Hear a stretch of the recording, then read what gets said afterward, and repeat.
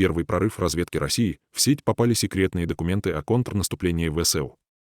Секретные данные о будущем контрнаступлении ВСУ попали в сеть.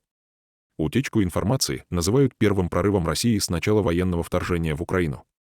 На опубликованных фотографиях документы с планами и графикой США и НАТО об обеспечении вооруженных сил Украины.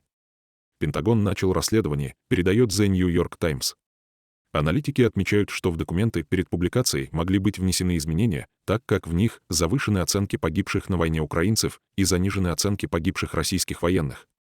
В частности, на изображениях указаны графики поставок и упоминается численность украинских войск. Пентагон начал расследование после появления фотографий в социальных сетях. Среди прочего, в документах упоминается расход боеприпасов на американские реактивные системы залпового огня «Хаймерс», что Пентагон ранее не раскрывал. Кроме того, перечислены украинские воинские части, их оборудование и расписание тренировок на январь-апрель.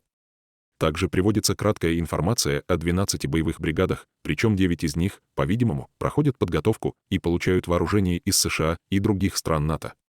6 из этих 9 бригад должны быть подготовлены к 31 марта, остальные — к 30 апреля. В общей сложности для 9 бригад понадобилось более 250 танков и более 350 военных машин. По оценкам экспертов, в каждой бригаде насчитывается 4-5 тысяч солдат. В раскрытых данных нет информации, как, когда и где Украина планирует начать наступление. Они содержат сведения о том, что может понадобиться Киеву для этой кампании по состоянию на 1 марта, что косвенно может дать подсказки российской стороне.